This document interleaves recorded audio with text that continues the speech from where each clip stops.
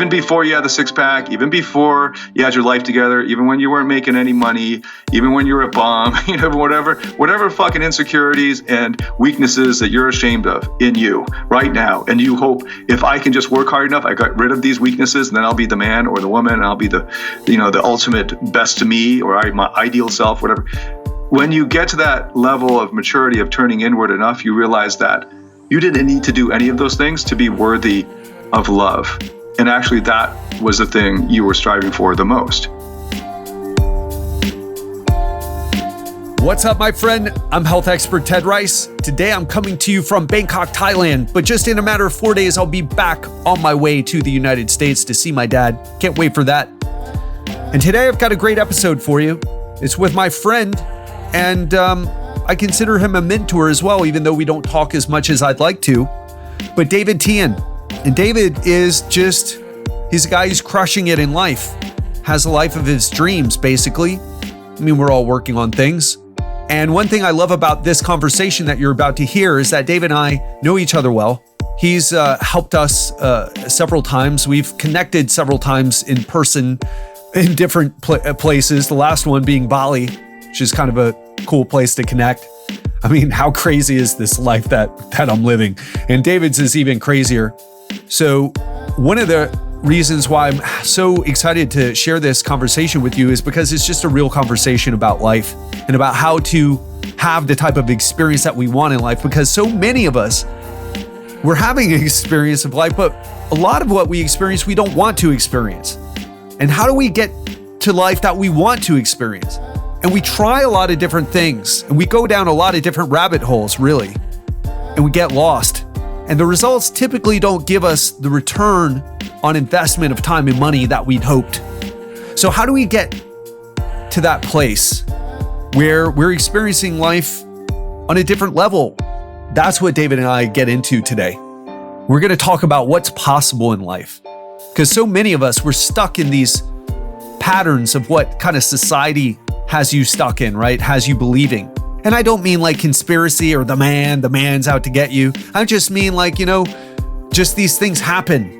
And we just like, oh, well, yeah, what do you do? Well, got to get good grades. And then we go to college, and then we, get a good job after college, after getting good grades in college. And then, then go back at a master's or maybe Ph.D. or become an accountant or doctor or an attorney.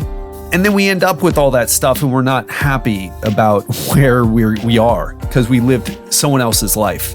So how do we live the life that we want, the life that serves us? That's what we're going to get into today. Before I do, I just want to say the Legendary Life program is up and running. We don't have that many spots left. I can't tell you exactly how many spots because we're just kind of going with the flow here. But I'll tell you this, we're close to max right now. And if you haven't gotten your health handled, if you set some New Year's resolutions, well, I'm probably not the person for you if you set some New Year's resolutions. But if you know that you need help, guidance, accountability, the right strategies instead of following the keto, carnivore, intermittent fasting diet, I want to invite you, and you've been listening to this podcast and you know that I bring the goods, I get the results. I want to invite you to hop on a call with me. So go to legendarylifeprogram.com/apply and book a call with me. We don't have that many spots left. If you're interested, take action now. Let's not repeat 2020 or repeat 2019 for 2020 and repeat 2020 for 2021. Let's get it handled. I can get you there.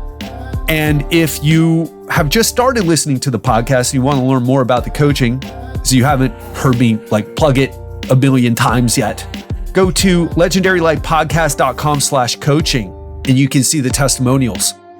So that's enough of that. Let's get to the interview with David Tian, because let me tell you, this is going to give you some perspective on your life. Some perspective. These are the types of conversations I want to have more of. So have a listen, apply what you learn, and I'll speak to you on the other side. David Tian, thanks so much for coming on the show, man. Really excited to speak with you again. My pleasure. Good to be on. Yeah, and for those of you listening who don't know, David's actually a friend of mine. We met several times in person. Most recently, we were in Bali in I forget the name, Uluwatu, where you were staying in Omnia, or we met in Omnia, which is this really cool, swanky, like pool party place with DJs, and it's overlooking this incredible view because it's on a mountain and you see the ocean down below. And I took several photos, Instagram worthy photos there, but more importantly, just had a great time hanging out with you, your wife, Jill, and both of our wives are friends. Giselle's friends with Jill. And you were actually hosting a mastermind. So it was like the tail end of your one of your VIP. I don't know if you'd call it a retreat, but yeah, one of your VIP events that you have all across the world. So it's really cool to hop on now and catch up on an interview because I know so much more about you. We've deepened our friendship, and I just have the ultimate or utmost rather respect for what you do and how you help people.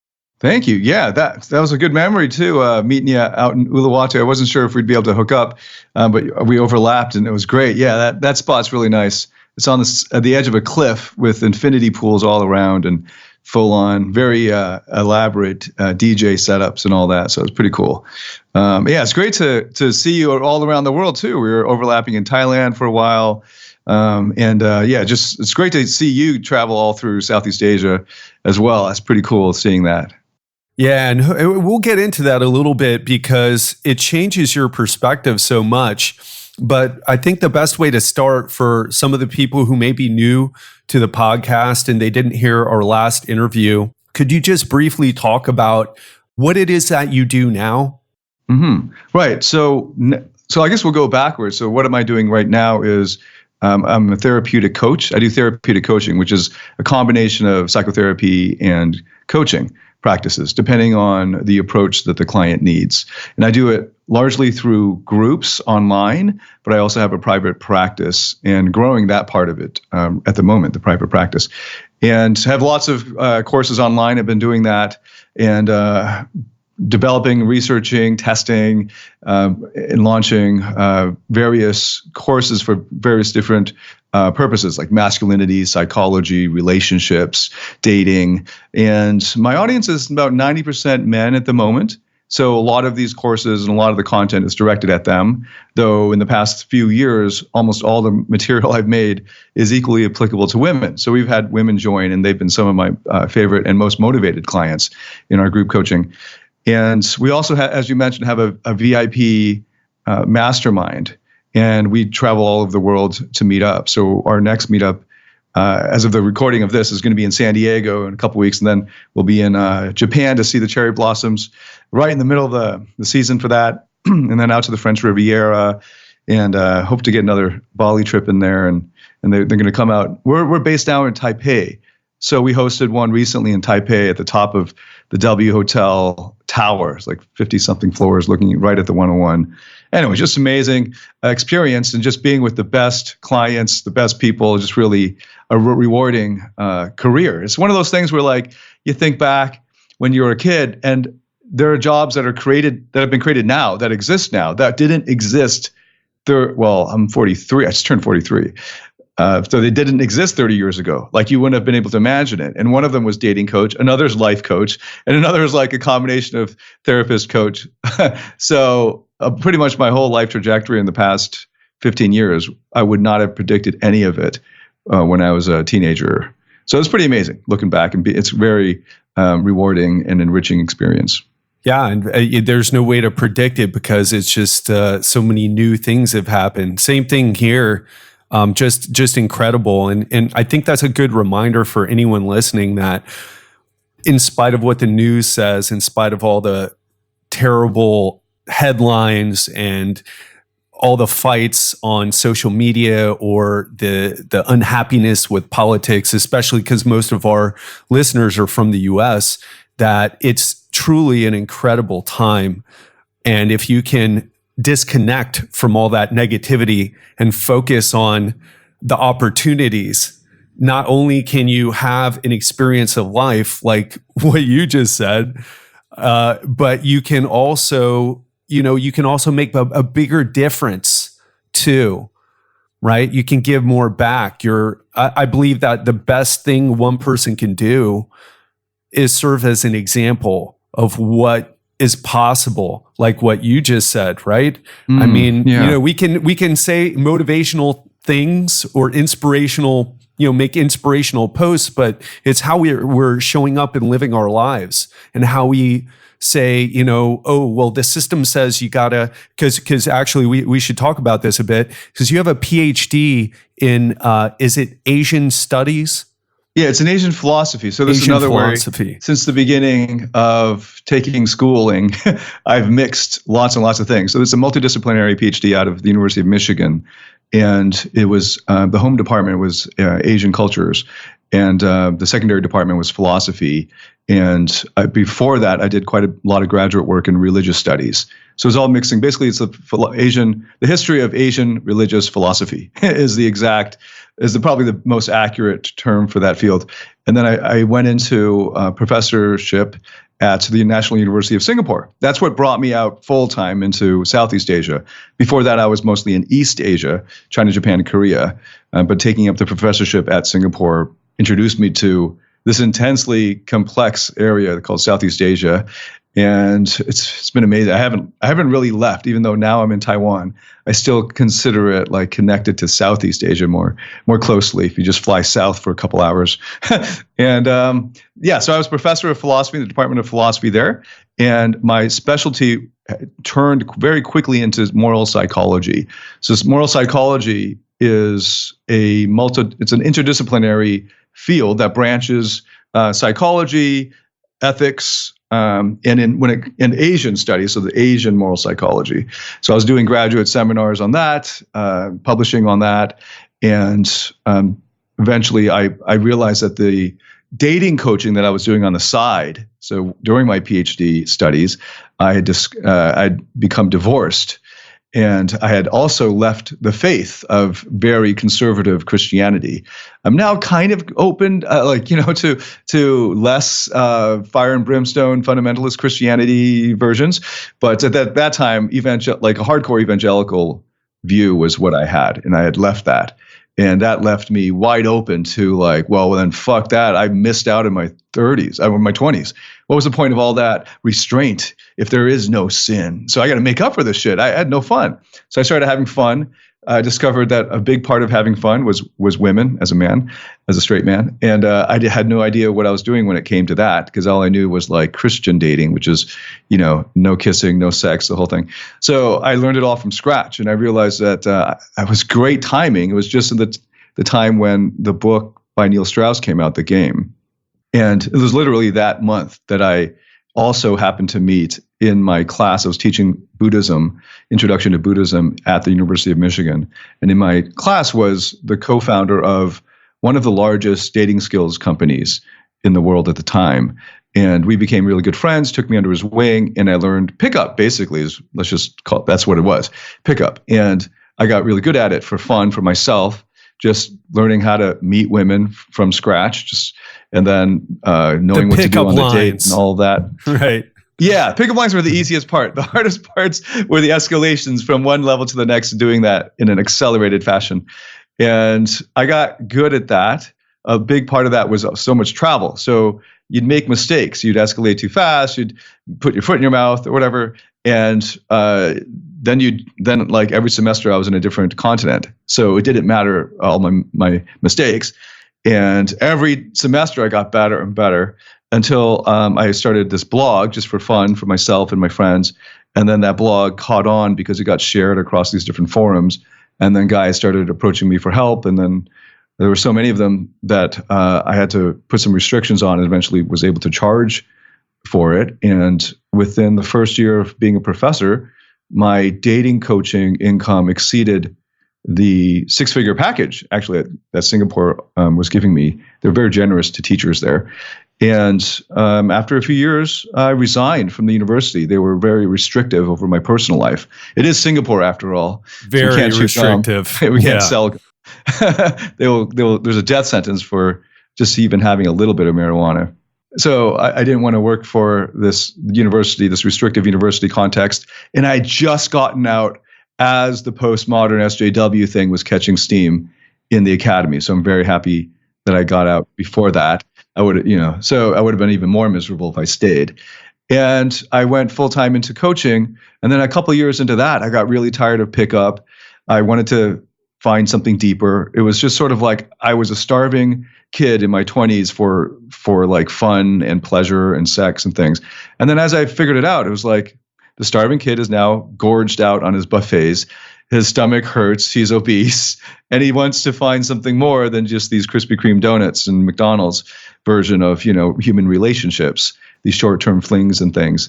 And I tried to make a relationship work with one of the girls I was seeing at the time. And because I basically, through pickup, learned to become a narcissistic, disordered person, because we just discussed this before we went on, being psychopathic, what are the dark triad, Machiavellian, and narcissistic, works to get ahead. I mean, that's why they exist still. Dark triads have persisted as a hawk among doves in the human population, because in certain contexts, that strategy for getting ahead really works.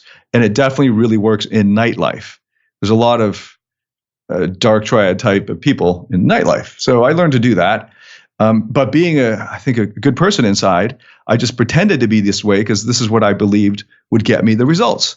And it did get me those short-term results after a while, but it also got me all the downsides that come with the dark triad, which means no real love, no real fulfillment, no actual real human connection, no lasting fulfillment, because you're constantly craving for further validation that you're okay, you're enough, you're the best. And it's this kind of fake, very blustering, but also fragile facade that once it gets poked or scratched or whatever, it just comes crumbling down. And that's what happened for me after a few years with that girlfriend. She cheated on me while she was on a girls' vacation out, and I found out in devastating fashion. And then I became suicidal for like a month, because all that I'd worked so hard for at that point, about 7-8 years, actually almost a decade by that point, of like building up this narcissistic view of my ideal self. You still see that in self-help, like be your best self. And what does that mean for most people? Best self means, and for a dude in his 20s, got the girls, got the money, got the power, got the car, got the suit, got the watch, whatever the fuck that is. All of that narcissistic stuff. I had built all of that, like this great lifestyle and what I thought was a great circle of friends that I could walk into any club, all that shit, right? And that came crumbling down with just the dissolution of that relationship, which was like sort of underpinning my own validation. And that caused me sent me into an identity crisis and caused me to turn to other sources. One of the most powerful sources that I turned to, or had my attention drawn to, because of certain mentors who I didn't listen to before, told me you really should pay attention to this clinical psychology stuff that we're sending you now. And it took about 6 months or so for me to take it seriously. I went through a dark period, kind of like basically what all of Red Pill is now. Red Pill is this men's rights kind of men's activist movement thing. And I was there in a dark period of bitterness and resentment. And then luckily, I went deeper and turned inward. And instead of directing all that anger and resentment outwards, I stopped and got silent and learned meditation and learned to listen to the voices in my head that were saying those things and paying attention, having enough detachment from them that I could listen to them without getting sucked in. And I was able to, over time, see the deeper layers underneath of what was me. Who was I? Why was I drawn to these things? Why did I need these things? What were my needs? How was I going about meeting my needs? How were the unhealthy ways of meeting my needs? And what are the healthy ways of meeting my needs? And then I started from there. And since then, it's been about 7 years. 7 years since then. I've been on this tremendous journey. It feels like it's been 3 lifetimes, but it's just been 7 years. And now I'm in therapeutic coaching. Well, that is an incredible, incredible story of transformation. And I know a lot of people resonate with that and are listening. And we've all been down roads that we thought were the right thing to do, but took us to a place where we didn't feel good after achieving that goal. And I just want to bring up a couple points that you made. You made a great analogy about human relationships, the types of relationships. So by the way, if you're listening right now, David was a pickup artist. We can call you that, but now he kind of helps guys who, or even I guess women who get into that or see that all that stuff, right? About, just basically manipulating women. And now you get guys away from that to help them with these deeper issues. And instead of, to go back to your analogy, the analogy of having the McDonald's or Krispy Kreme version of human relationships. So many people do that, right? In fact, we can even, since this is a show that's mostly about health and fitness, although lately it's been a lot about this other stuff, this deeper stuff, but people are overeating those things. People are indulging in those behaviors that are the analogy or analogous to having fast food, whether it's buying things so you can spend your money on hiring a coach like you or me, or a personal development seminar, or therapy, or whatever it is, or you can just buy a big screen TV because, hey, it's game season. You know what I mean? And so people keep investing their time, money, effort into these things, and they look around at their lives, especially the people who we speak to here are in their 40s and 50s. And a lot of people end up in their 40s and 50s kind of wondering, hey, what happened? Why am I not happy? Maybe they have the money, but they don't have the fulfillment, or don't have relationships. Maybe they have a great relationship, but they don't have financial success because of money mindset issues, or not having the social skills to step up and negotiate their salary and sort of, not in a Machiavellian way, claim what's theirs, but really just in a confident, like, hey, here, in a self-worth way, step up and say, this is what I'm worth. I am worthy of more than what you're paying me, and either pay me or I'm going to go find a place that really appreciates me. And so many people get stuck in jobs, stuck in relationships, stuck in careers where they're just kind of, doing what they thought was going to make them happy. Sometimes it's because of what you're saying. They were after a goal and then they got that goal and they're not happy now. Or it could be because they haven't stepped up enough in the right areas. David, one thing I love to bring up to people is that we're very hard on people who choose to numb their negative emotions through drugs, or even more so, like on a show like this, we're very hard on people who choose to numb their negative emotions with food, right? Because it leads to being overweight, obese, health issues. We're very hard on them. But the reality of my life was that I was the other extreme.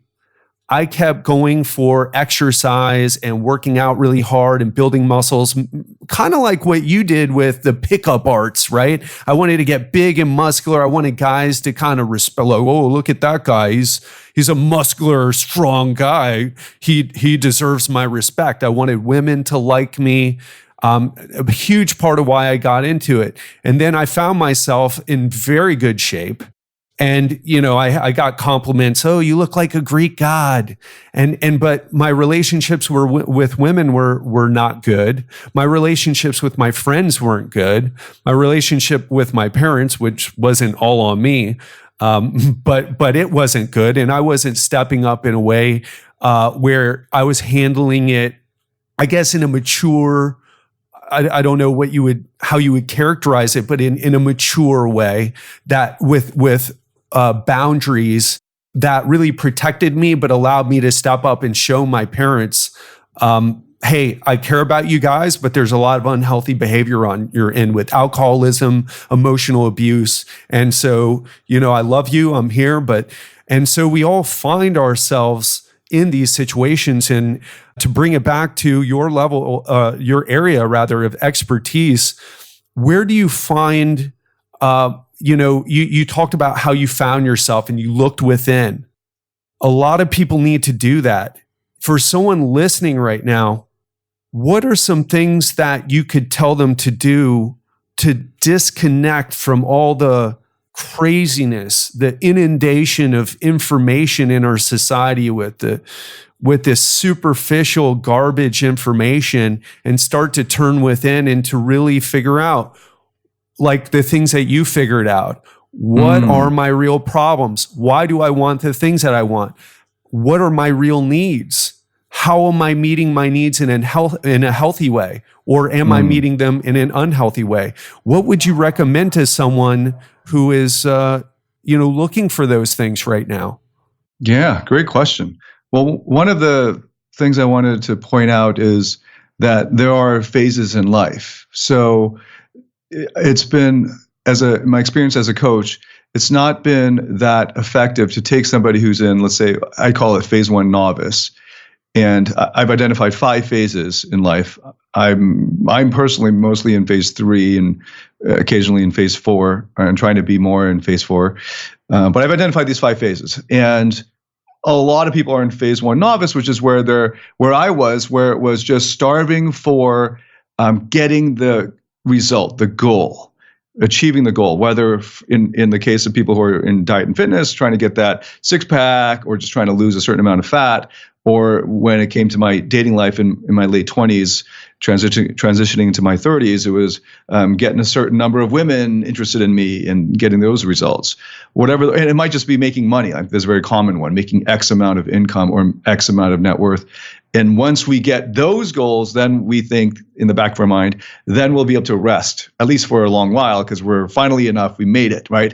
Like, I made it. You got your 6-pack, and then you celebrated the next weekend by gorging yourself. You're like, oh, damn, got to do that all over again. And that's when we move into phase 2, like actually getting the goals, phase 2 night. So that phase, what I call the phase 2 night, KNIGHT, which is where you tap into that warrior energy of get shit done. Like, I'm going to get it done. I'm going to systematically think about how to achieve that goal, break it down into weekly goals, daily goals, what I need to do, instill those habits, cultivate the habits, and then play those out, and then stay consistent and persistent with them over time.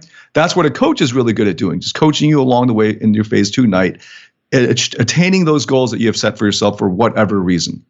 Right. And hopefully there are some good reasons behind them, some positive intent. But on top of that, all of us think that if we attain those goals, then we'll be finally happy. Because we're like dissatisfied right now. We're not quite happy. But if we get those goals, whether it's the money, the babes, the body, then we'll be happy. Right. And it's really only when you get close to getting it, or you get it, and you realize, then it's like right in your face. No, this isn't actually going to make you complete.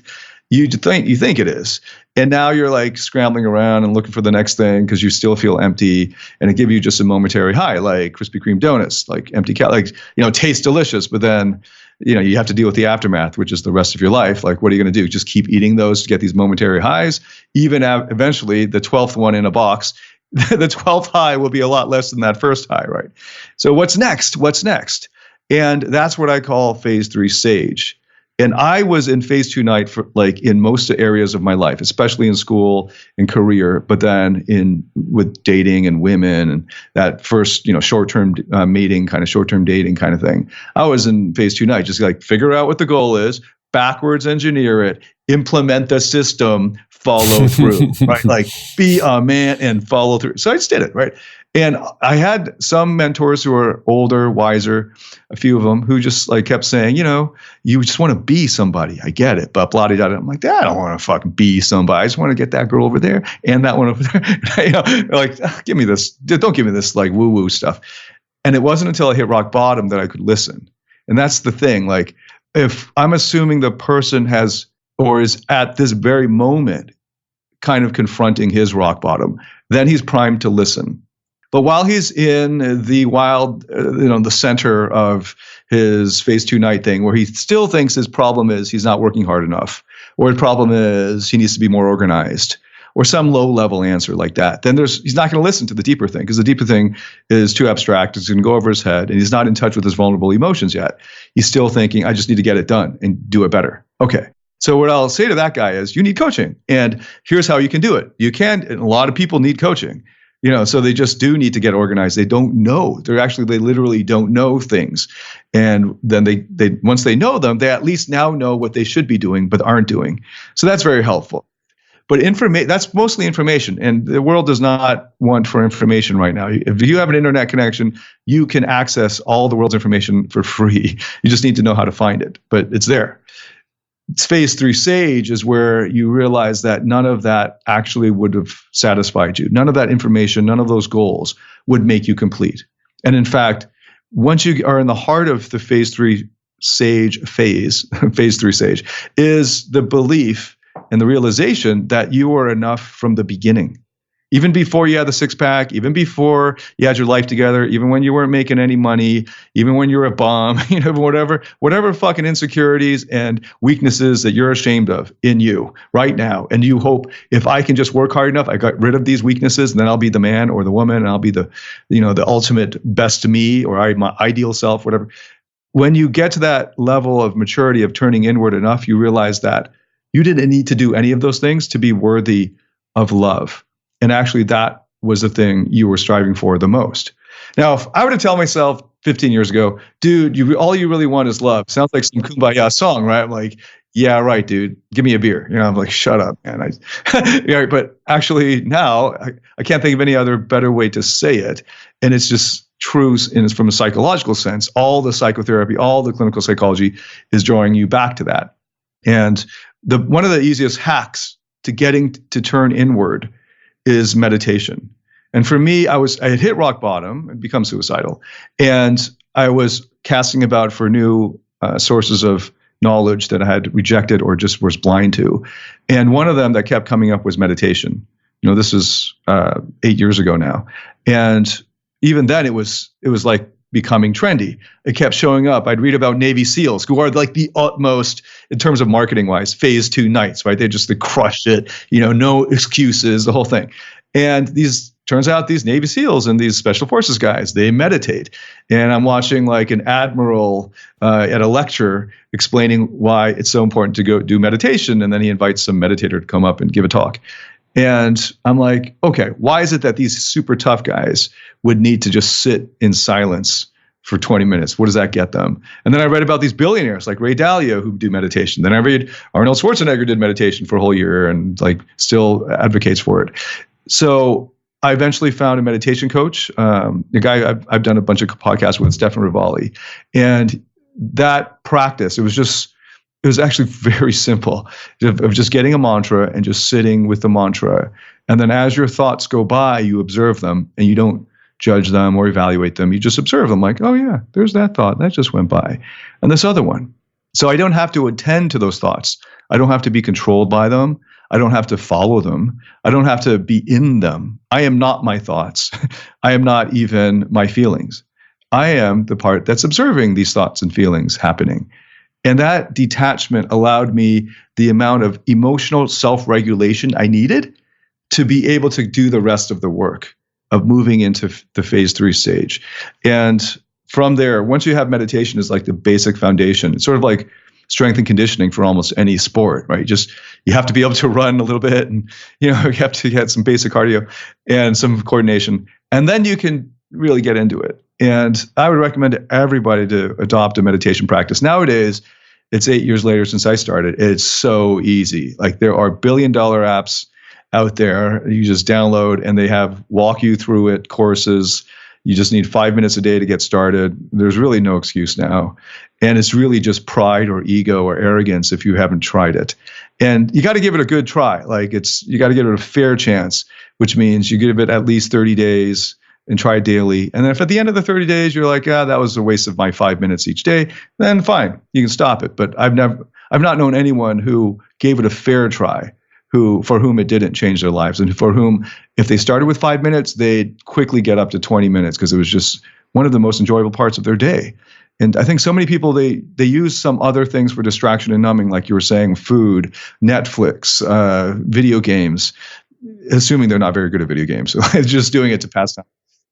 And working out, absolutely. You can over-exercise. You can use exercise as an escape in a bad way. And they're using those instead of sitting with their emotions and their thoughts and feelings and observing them and not letting them control them, but just observing and not evaluating. And that's what I would recommend as a first step. Yeah, let's talk about that. I want to actually dive into two things you said about having to hit rock bottom before you get to that point where you're really open. That's something we need to open up and dive into a bit deeper, because that's what this show is really all about, right? Is transformation. If we had to sum it up, what I'm about, what this show is about, what Legendary Life is about, and probably what you're about too, is like this transformation in the right direction. Before I ask you about your thoughts on that, let's talk about a little bit about meditation, because so many people ask me about it, because I talk about my meditation practice a lot.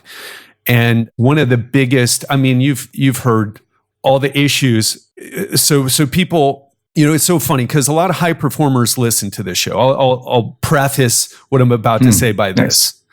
So a lot of high performers, and they're like, oh, well, yeah, I sit down with meditation. I just can't do it. It's not for me.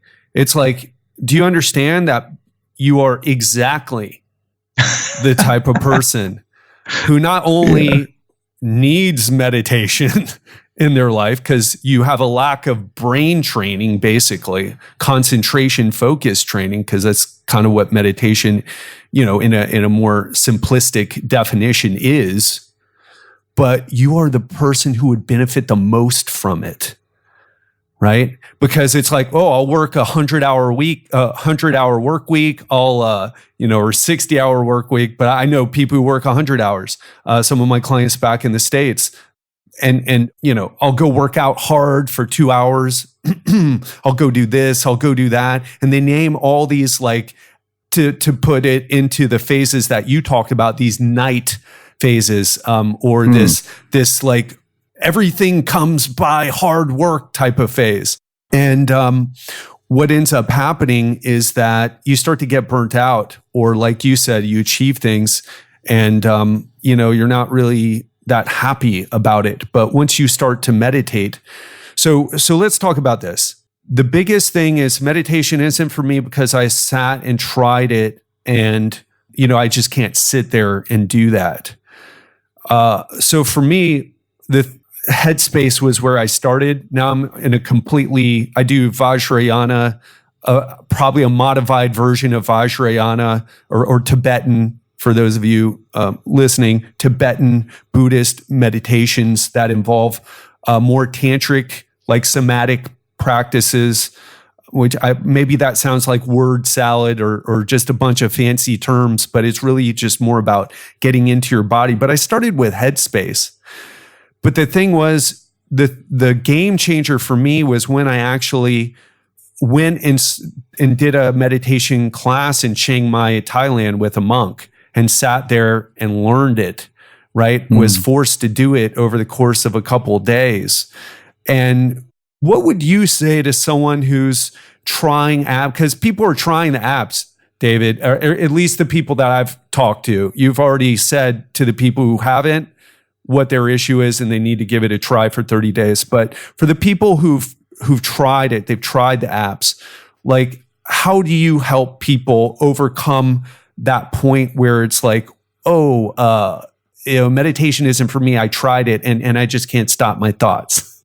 Oh, okay. So I have many achiever friends and many achiever clients, and who've tried meditation and eventually stopped doing it. And I've asked them why. So I have their objections. One of the objections I haven't heard is, I can't stop my thoughts, because, well, that's proof that you need to do meditation. That's sort of like, I stopped working out. Why? Because I couldn't lift the weight. That's why you should work out, right? You weakling.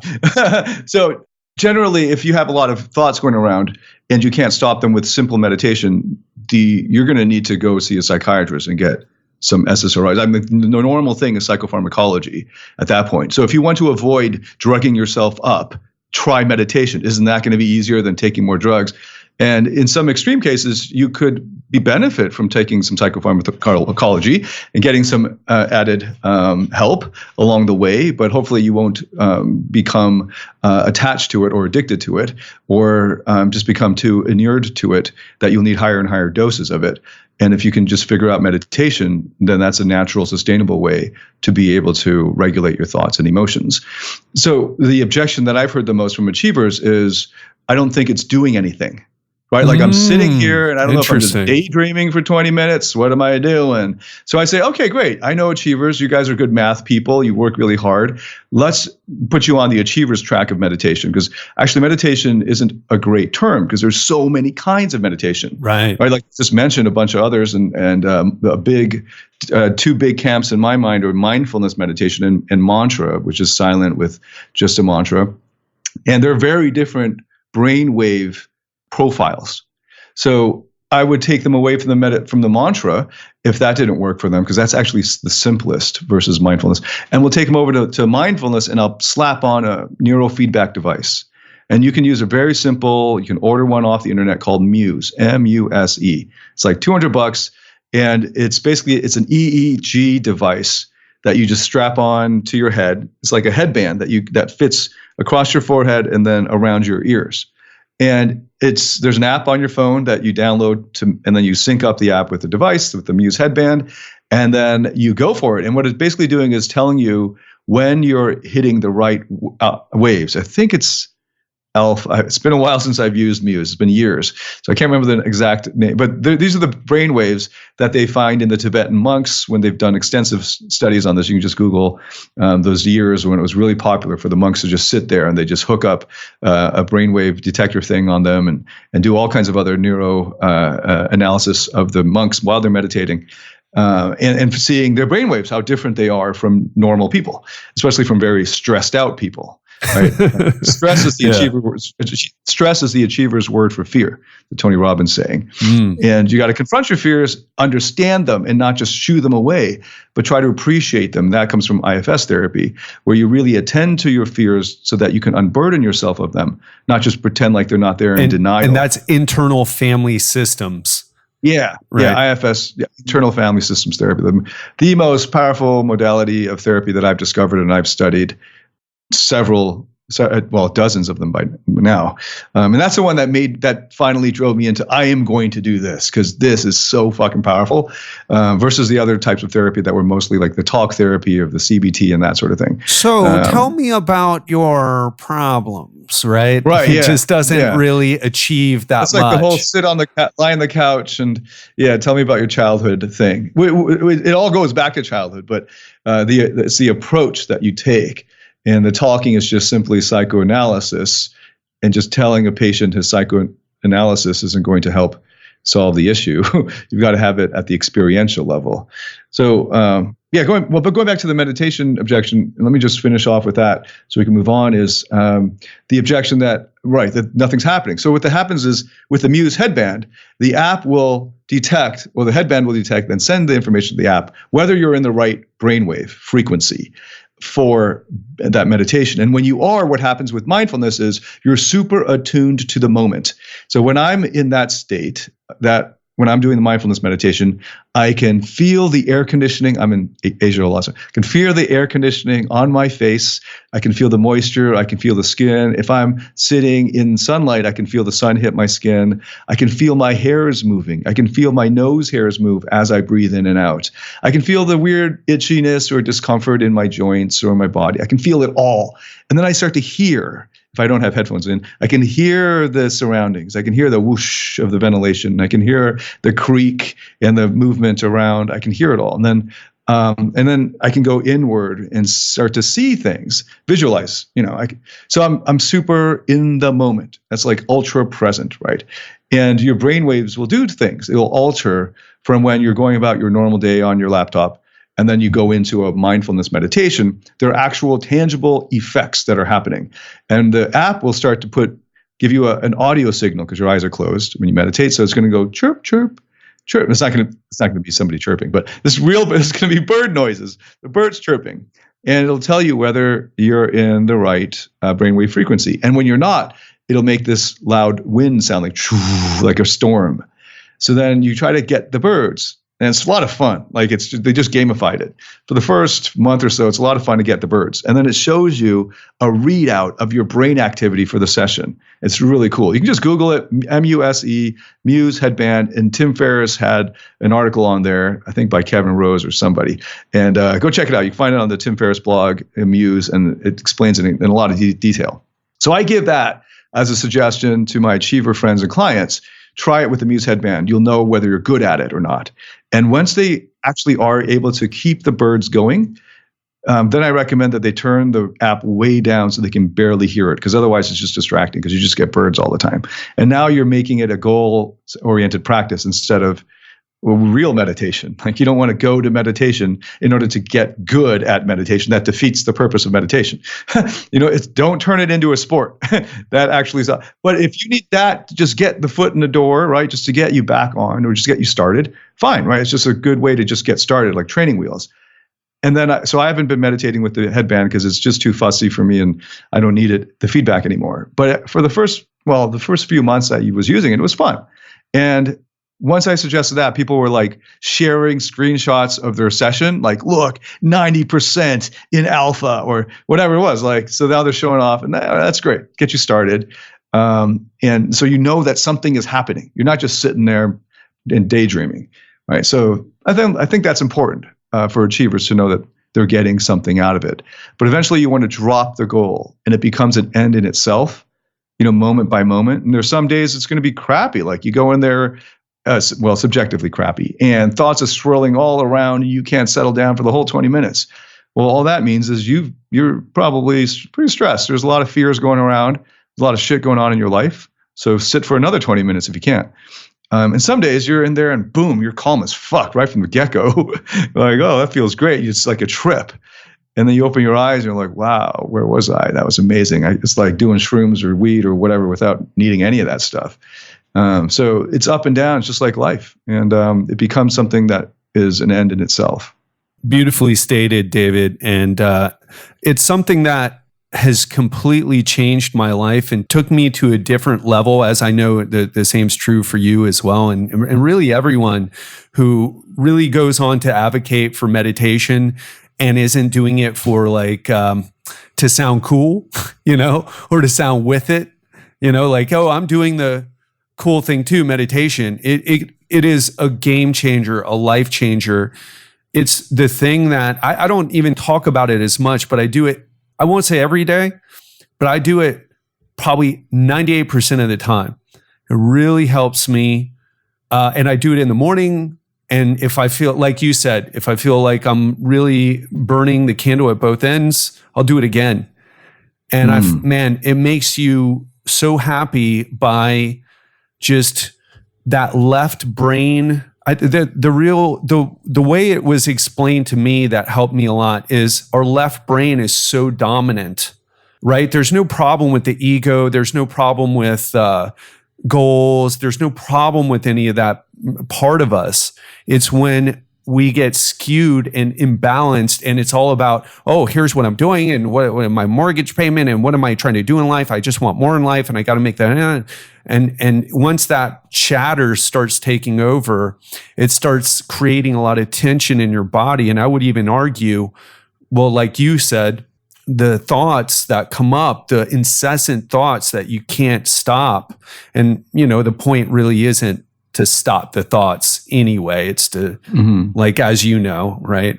So for the people who are listening, it's just to sort of let the thoughts happen and detach from them and then come back to it's your subjectively mantra. Crappy because it's probably not that enjoyable to have all these thoughts swirling around. But it's just another meditation session. Right. And and if you don't enjoy having all those thoughts, then do more meditation because it'll start to settle down. It's like shaking a bottle with a lot of dirt in it. If you keep shaking it, it'll just keep going around in cloudy water. And if you just let it settle, everything will be fine. It's a great analogy, David. I like that. Yeah, I think I heard it read it in a Buddhist text. So yeah, like going back to that burnout theme, right? Like that's one of the hallmarks of what I call the phase 2 night, that warrior energy phase that everyone should get a taste of, and that I was in for a long time. And what'll happen is it doesn't ever work in the long run.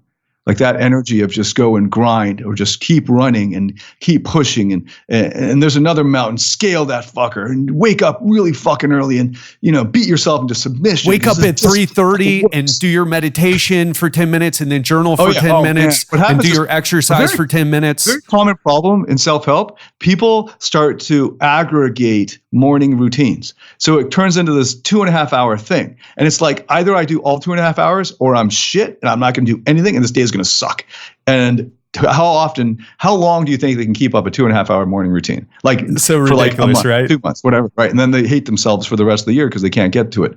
Versus this is what all the winners are doing, and I must be a loser. Yeah. I'm not spending 2.5 hours. Meditate, work out, then get this bulletproof coffee breakfast, then get this and that, and then right, like infrared light therapy.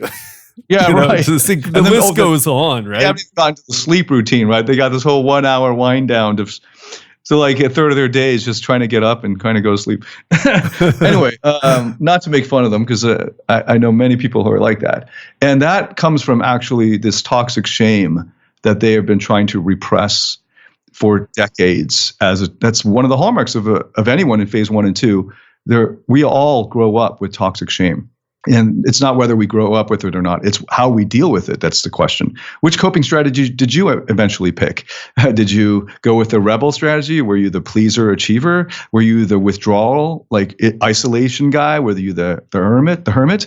What was your strategy? And that's what eventually, once you start to see that becomes an issue, that this burnout is happening, that you've worked so hard. Every day you strive so hard, and it's just like there's another fucking mountain you didn't know was there. Or you get close to the summit, then bam, you get hit with tax return that you didn't expect. Or I don't know, some shit comes up, like your car breaks down, some bill that you didn't expect, and you just get hit back again, and now you're at the bottom of the mountain. You're like, fuck, I got to climb back up, and you're now old. Right. In your 20s, it's hard to turn inwards, actually. It's hard to have that maturity. I know plenty of people like that. My wife is like that. It's rare. It usually you're super optimistic about the phase 2 night phase. Like if I just work harder, I'll finally be happy. And this is something you definitely need to learn how to work hard, but that's not going to make you feel complete or enough or fulfill you. And when you get to the end, then you and I can talk. I mean, like then we can talk about the deeper stuff, the vulnerability. And one of the clearest places that comes is, and that it happened for me, it was the relationships.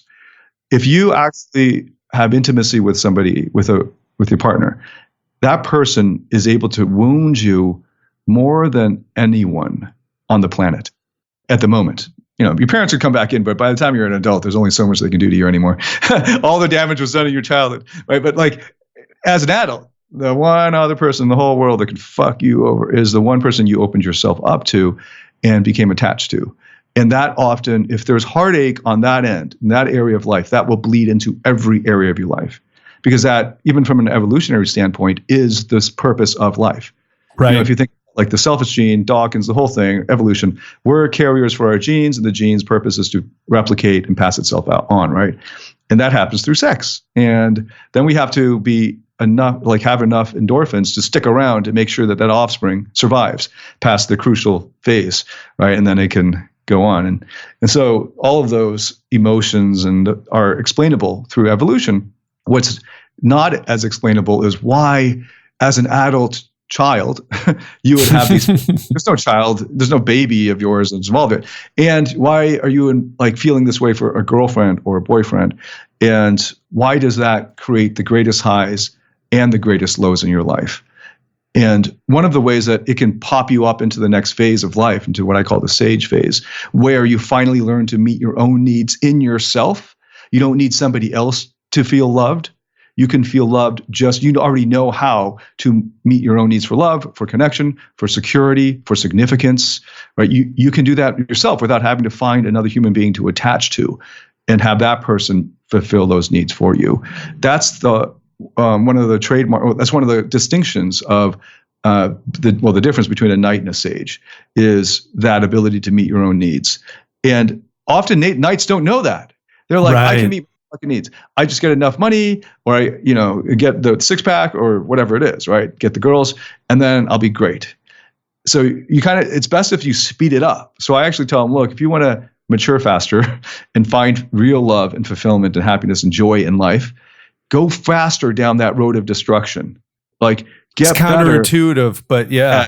Just gorge yourself on these Krispy Kreme donuts. If you think, man, I'll buy you 5 boxes, I want you to eat them all right now, right? Like, if you think it's going to make you happy, go for it.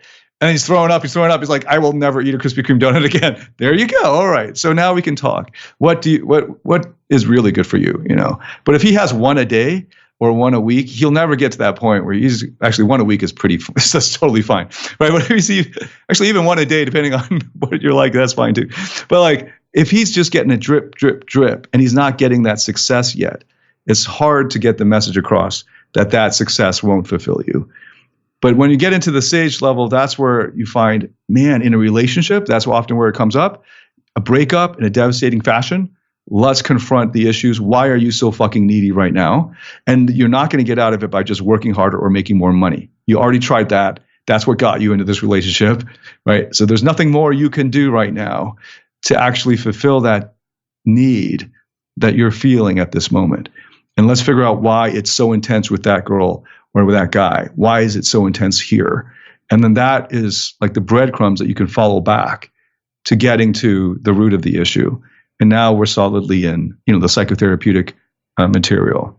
I think this is a good point to wrap up, because I could easily talk to you and pull a Joe Rogan for 3 hours and dive into this.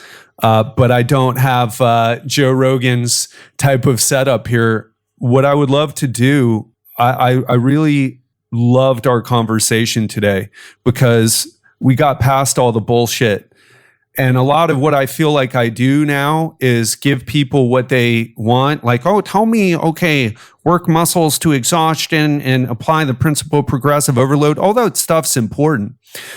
But it's, what are you really searching for? What do you really want? You have needs. Getting bigger muscles or less fat, it's going to help you. It's a good thing for you. It's a way of approaching life in a healthy way and giving you enough energy. But once you get that handled and you get on that path, like, what are you really here for? What are you really after? Right?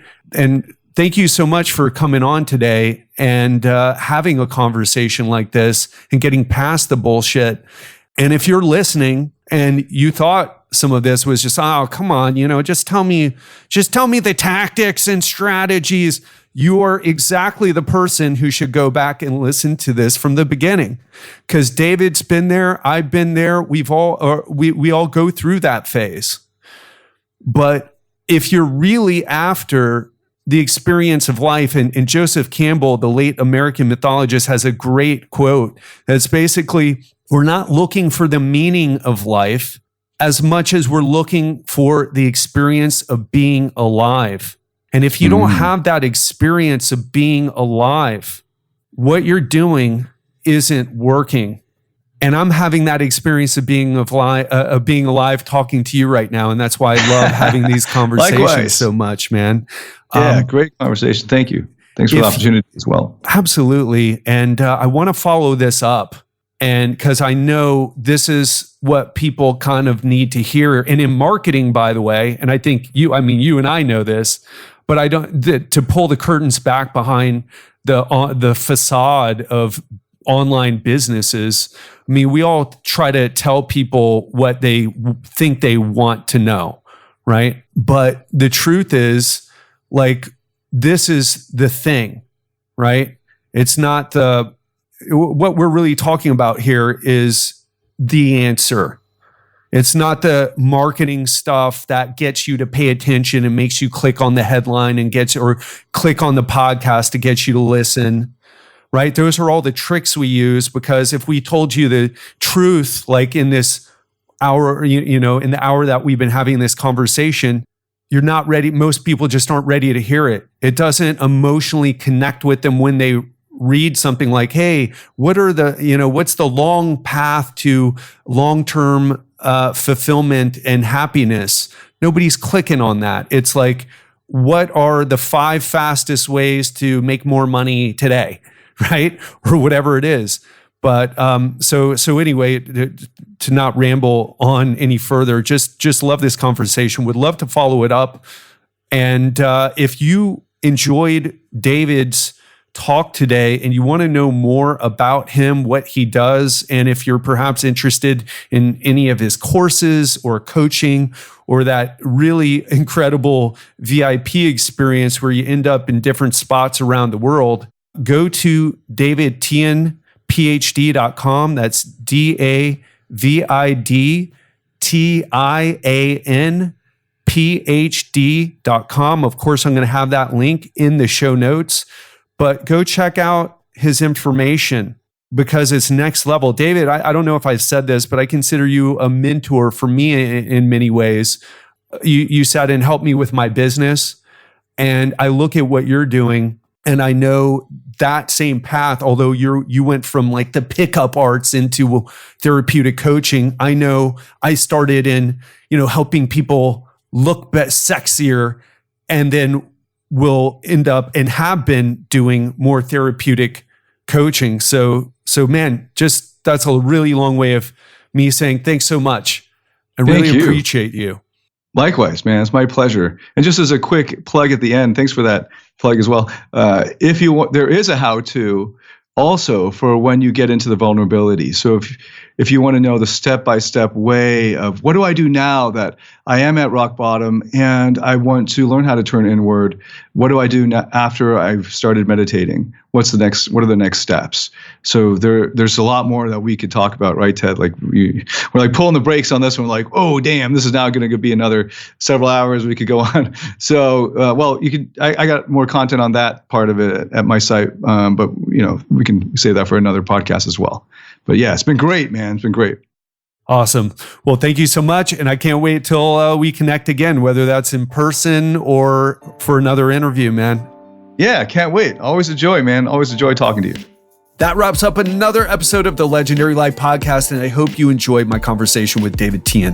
What a great guy, great friend, a guy who didn't have to help us when we were kind of stuck in some phases of our business and actually helped us kind of go the direction that we're going in now. He's like, hey, listen, you got to have a premium business, a premium brand. You got to create something amazing here. And has he created something amazing? I got to hang out with him in Bali at Omnia, living it up. Beautiful place, by the way, just overlooking the ocean and the cliff. It's on a cliff overlooking the ocean.